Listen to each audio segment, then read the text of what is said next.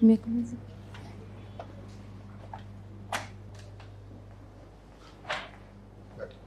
afternoon to Honorable Interview Board. Please. Thank you, sir. ये सारे junior legal officer अगर RGS बन गए तो डिपार्टमेंट होगा क्या होगा मैडम? सब इधर आ जाएंगे तो उधर डिपार्टमेंट सब रद्दी लोग चले जाएंगे। सरकार वैसे दूरी है। क्या सब्जेक्ट अच्छा लगता है आपको? सिविल में, क्रिमिनल में ज़्यादा कॉन्फिडेंस किसमें आपको? सर क्रिमिनल में। तो ट्रायल कितनी तरह की होती है? सर ट्रायल एक तो समन ट्रायल, वारंट ट्रायल और सेशन ट्रायल। क्या फ़र्क है तीनों में?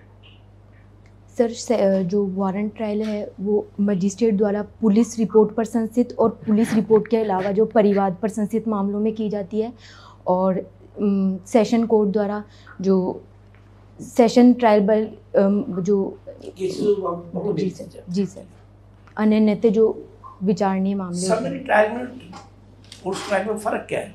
सब्सटेंस में क्या फ़र्क है दोनों में? सर प्रोसीजर में क्या फ़र्क है दोनों में?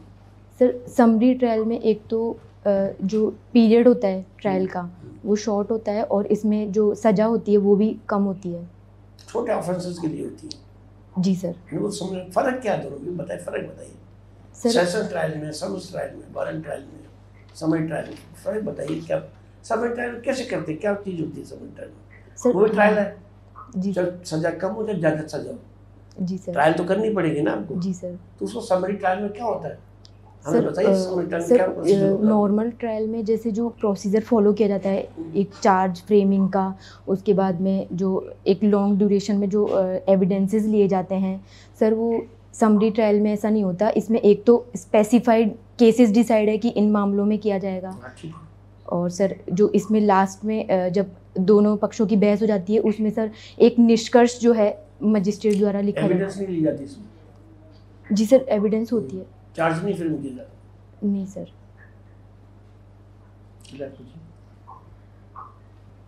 इंडियन कॉन्ट्रैक्ट एक्ट में मिस्टेक का क्या रोल है? मैम मिस्टेक भूल जी सर। जी मैम मिस्टेक इसमें जैसे दो तरह की बता रखी है, एक तो एक पक्षीय रूप से हो या दोनों पक्षकारों की तरफ से हो। मैम यदि दोनों पक्षकारों की तरफ से होती है तो उसका तो वॉइड हो जाती है वो, और मैम यदि एक पक्षकार द्वारा होती है तो वॉइडेबल नहीं होती, मतलब वॉइड नहीं होती। वॉइड नहीं होती तो क्या होती है? मैम मतलब वैध होती है, वैध। वॉइड और वॉइडेबल में क्या डिफरेंस है? मैम जो वॉइडेबल है वो एक पक्षकार के विकल्प पर शून्य करनी होती है, और जो वॉइडेबल है मैम ये तो जो कोई तात्विक अगर उसमें कमी है तो मैम उसके कारण शून्य हो जाती है, जैसे मिस रिप्रेजेंटेशन और रिफ्रेशिंग मेमोरी।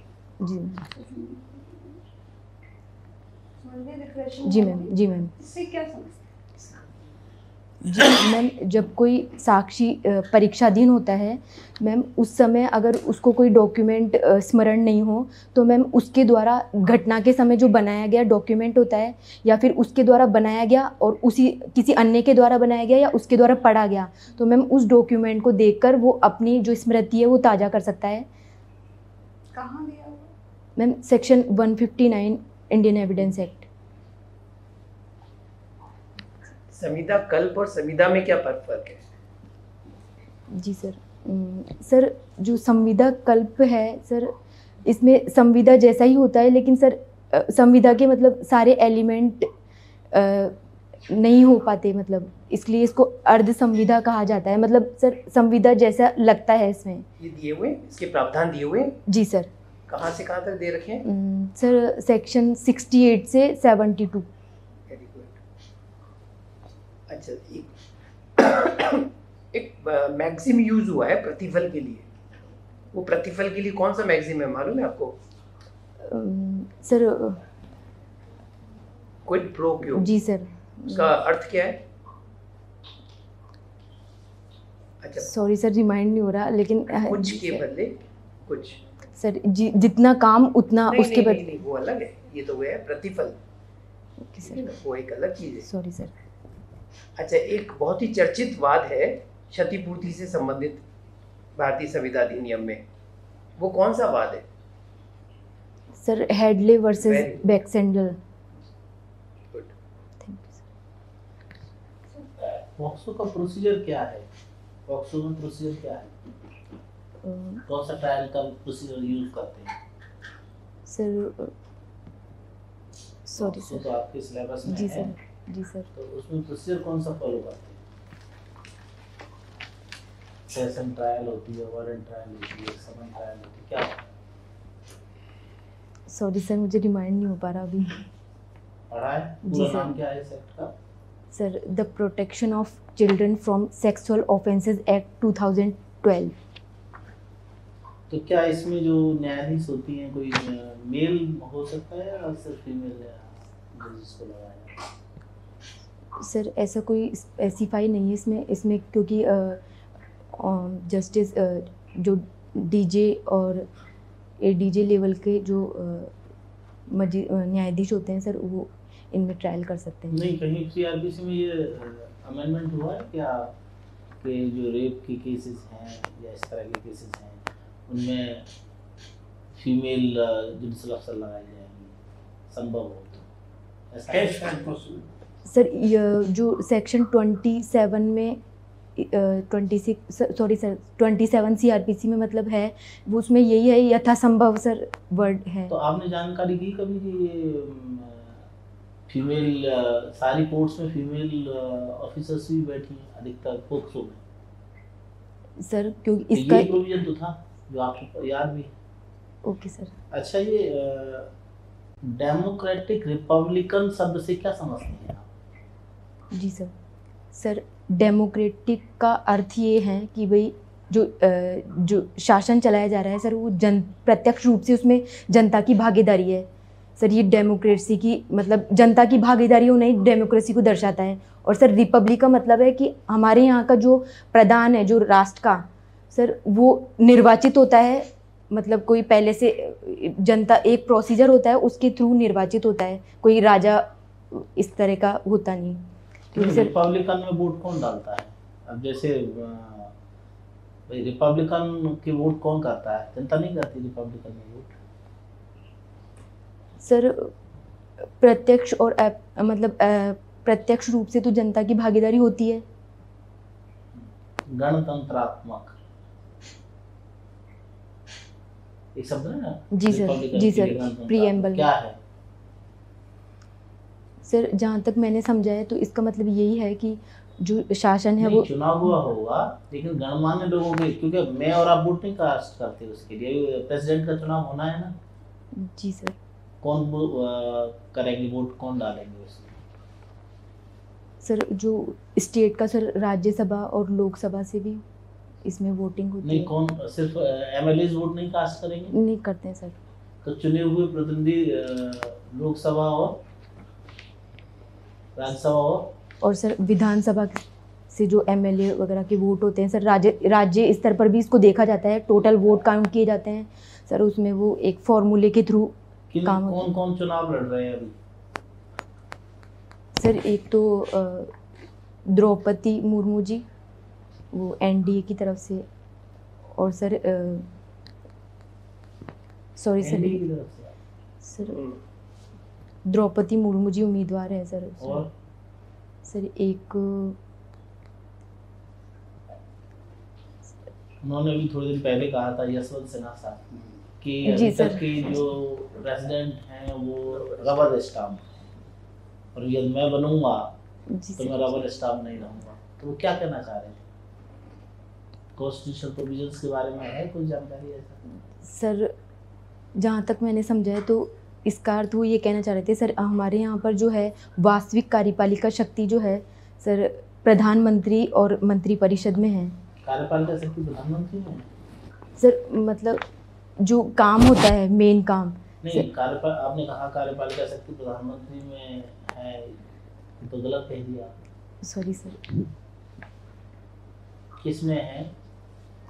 सर जो माननीय राष्ट्रपति महोदय, लेकिन सर जो काम होता है सर वो प्रधानमंत्री और मंत्रिपरिषद मिलके। उनका ऑन द एडवाइस ऑफ जी sir. President acts on the advice of the हाँ सर, Council उनकी of सलाह Ministers। पर। जी सर। तो इसलिए सम एडवाइस, इसलिए यशवंत सिन्हा कह रहे हैं मैं एडवाइस नहीं करूँ, मैं अपने खुद कर पाए हाउ ही कैन डू और आई डोंट नो। संसद और लोकसभा में क्या अंतर है? संसद और लोकसभा, सर संसद जो है माननीय राष्ट्रपति महोदय, और लोकसभा और राज्यसभा तीनों से मिलकर बनती है। तीनों से मिलकर बनती है। जी सर। और लोकसभा अलग है। और सर लोकसभा इसी का एक राज्यसभा में कौन चुने जाते हैं, कौन चुन के जाते हैं? इलेक्शन होता है या कोई? सर ये माननीय राष्ट्रपति महोदय द्वारा नॉमिनेट किए जाते हैं। राज्यसभा में? राज्यसभा में नहीं सर, सॉरी सर, नॉमिनेट भी किए जाते हैं और निर्वाचन होके भी आते हैं। नॉमिनेट कितने किए जाते हैं? सर 12। तो 12 किस फील्ड के होते हैं? सर 12 जो साहित्य विज्ञान। जुडिशरी से जा सकता है या कोई राज्यसभा? जुडिशरी से कोई नॉमिनेट हो सकता है राज्यसभा में? सॉरी सर, मुझे ध्यान ये नहीं आ शब्द रहा। याद नहीं है आपको? कला, विज्ञान, जी सर। 6 शब्द हैं साहित्य, उसमें। जी सर। तो उसमें जुडिशरी है। कॉन्स्टिट्यूशन अच्छे से पढ़िएगा। जुडिशरी जुडिशरी नहीं है। शब्द नहीं है उसमें ना, ठीक, वो उससे 6 में किसी को आए जाकर ज्ञानी होना चाहिए। रिटायरमेंट के बाद तो सब करते ही हैं। एक सवाल लास्ट का पूछ रहा हूँ, जनरल एक विषय है, नुपुर शर्मा का जो प्रकरण चल रहा है, ये पता है आपको? जी सर। क्या विषय है और क्यों इतना बबेला मच रहा है? जी सर। सर उन्होंने जो विवादित टिप्पणी की है जो धर्म को लेकर, जो मोहम्मद पैगंबर मोहम्मद के ऊपर, सर जो क्या की है? सर वो तो कर दी उन्होंने, उसमें बताने में क्या दिक्कत है? सर उन्हीं को लेकर उन्होंने कुछ कमेंट किया था जिसके रिगार्डिंग इतना 295। उन्होंने कहा कि मोहम्मद साहब ने कम उम्र की लड़की से 9 साल की लड़की से शादी की थी, ये बात उन्होंने कही थी। ठीक है, ये जैसी कुछ जानकारी है कि बहुत सारी किताबों में भी लिखी हुई है ना। तो जब नुपुर शर्मा ने कहा तो वो कहेगी ये तो मेरा फ्रीडम ऑफ स्पीच का राइट है और मैं ये सही बात को बोल रही हूँ, तब भावना भड़काना माना जाएगा? जी सर, आर्टिकल 19 क्लोज ए की जो स्वतंत्रता है वो सर उसके निर्बंधों के अधीन है सर।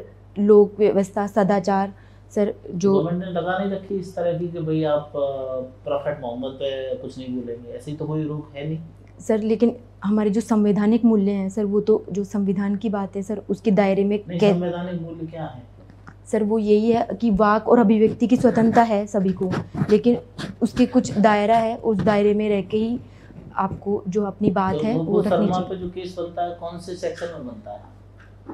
सर एक तो 295 जो आईपीसी है, मतलब दो धर्मों के बीच में शत्रुता का संपरिवर्तन, और सर 153 में भी सर 153 सिर्फ 153 सर 153A और 295A दो सर, दोनों ही ठीक, दोनों के एलिमेंट पूरे होते हैं। नहीं, ये नुपुर शर्मा ने कोई किसी, इसका मतलब ये किसी सही बात को कहने से अपराध बन जाता है क्या कोई? सर नहीं, जब तक उसका इंटेंशन नहीं हो तब तक सर वो ऑफेंस नहीं है।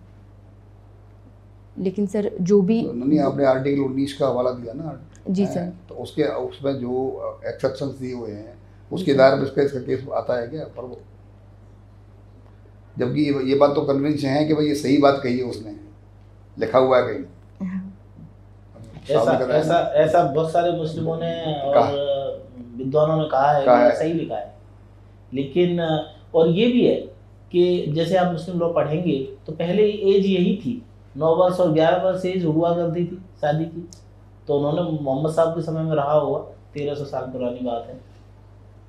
तो सर लेकिन इसको पब्लिकली, मतलब एक तरह से आप सभा में बैठे हो किसी सर, उसमें उन्होंने इतने ओपनली तरीके से उसको कह दिया सर। उस आशय तो नहीं था, आशय था कहने में जो ऑनरेबल मेंबर कह रहे हैं, कहने में बात अलग है, लेकिन आशय भड़काने का था। आशय भावना भड़काने का है तो ऑफेंस है। तो ऑफेंस, इंटेंशन जी सर, तो ऑफेंस है जी सर। इंटेंशन होगा तो फिर अगर डेलिबरेटली विद दिस इंटेंशन कि भड़काना है हिंदू मुस्लिमों को, जब तो आप फंस हो जाएगा। जी सर। बात भी सही होगी, मान लीजिए आपके कुरान के हिसाब से बात भी सही हिस्ट्री की, तो फिर भी ऑफिस तो हो जाएगा सर। हाँ, अगर भड़काने के आशय से। चलिए आप हम एक क्वेश्चन और पूछते हैं आपको इसमें। जी सर। सुप्रीम कोर्ट ने जो टिप्पणी, उनकी एप्लीकेशन आई थी नुपुर शर्मा, सुप्रीम जी कोर्ट सर। आपको पढ़ा होगा कि सारे में जितने भी FIR क्लबिंग करके दिल्ली भेजे हैं, उसमें जो सुप्रीम कोर्ट ने जो अपने कमेंट्स किए या ऑब्जर्वेशन किए, जजमेंट तो नहीं है लेकिन जो भी कहा, उसके बाद आप क्या एज ए जुडिशियल ऑफिसर होने वाली है, और यहाँ भी ला भी पढ़ती हैं अभी, और आप वैसे भी नौकरी में ला से कनेक्टेड है, आपको उसके बारे में क्या ओपिनियन है? सुप्रीम कोर्ट जस्टिफाइड इस तरह का कोई ट्रायल नहीं थी उनके पास, कोई ऑफेंस नहीं था, कोई ट्रायल नहीं थी, वो इस तरह का जो उन्होंने ऑब्जर्वेशन किया अपने जजमेंट में, जी सर, क्या वो उसको प्रेजुडिस करेंगे नहीं करेंगे ट्रायल में? सर बिल्कुल करना चाहिए। अगर सुप्रीम कोर्ट ये कह दिया कि नुपुर शर्मा जो कुछ का वो भावना भटकाने वाली बात थी, जी सर, तो उसके बाद में क्या आपको आज आप मैंने कल आप मजिस्ट्रेट बन गए, जी सर, तो क्या आप उसके बाद उसका इस ऑब्जर्वेशन के बाद क्या कन्विक्ट कर पाएंगे उसको? जी सर, माननीय न्यायालय ने यही कहा था कि उन्होंने जो भी कहा सर वो एक भावना भड़काने के लिए था, और इनके व्यवहार के कारण ही सर वो उदयपुर में जो भी घटना हुई है अब सब। मजिस्ट्रेट हैं। जी सर। अब ट्रायल तो आप करेंगे? जी सर। तो आप करेंगे? जी सर। अगर इस सुप्रीम कोर्ट का ये ऑब्जर्वेशन आया, जी सर, तो ट्रायल में उसको ये जो आप पनिशमेंट कर नहीं सकते, सुप्रीम कोर्ट खुद ने कह दिया वो पनिशमेंट करना पड़ेगा, सजा आपको देनी ही पड़ेगी, क्योंकि सुप्रीम कोर्ट कह दिया, सुप्रीम कोर्ट 141 काउंसिल 141 देखा आपने? जी सर, आर्टिकल 1 उसमें क्या कहा है? सुप्रीम कोर्ट का जजमेंट सब पे बाइंडिंग है। जी सर। अगर तो आप बताइए आज मजिस्ट्रेट क्या करेंगे, एक्विटल करेंगे या सजा करेंगे उसका? सर उस समय जो भी एविडेंसेस आएगी और जो भी दलीलें पेश होगी सर, उसके रिगार्डिंग जो भी मान्य जो विद्वान अधिवक्ताओं द्वारा जो भी नज़ीरें पेश की जाएगी सर, उसके रिगार्डिंग मैं उस टाइम देखूंगी। सुप्रीम कोर्ट जजमेंट का क्या होगा? जी सर, बाइंडिंग है। जी सर, उस माननीय न्यायालय ने जो कहा है उन सभी परिस्थितियों को देखकर ही मैं डिसीजन दूंगी, क्योंकि सर कई बार होता है कि माननीय न्यायालय ने दे रखी है लेकिन फैक्ट कुछ और कह रहे हैं सर, उस टाइम क्या पेश होता है? सुप्रीम कोर्ट ने आप थोड़ी समझिए, सुप्रीम क्लियर वर्डिक्ट दे दिया जी सर, कि भावना भड़काने वाला था, और इसी से भावना बढ़ा के सब कुछ जो भी हो रहा है जी सर, हो रहा है। जी सर। उसके बाद क्या आप उसको इग्नोर करके उसको आप एक्विटल कर सकती हैं? नहीं सर, अगर एविडेंसेस से मुझे लगेगा कि वो वाकई में भावना भड़काने वाला केस है, तो सर मैं माननीय न्यायालय के अनुसार ही उस मामले में जजमेंट करके उसको कन्विक्ट करूँगी। अच्छा, thank you very much. Thank you.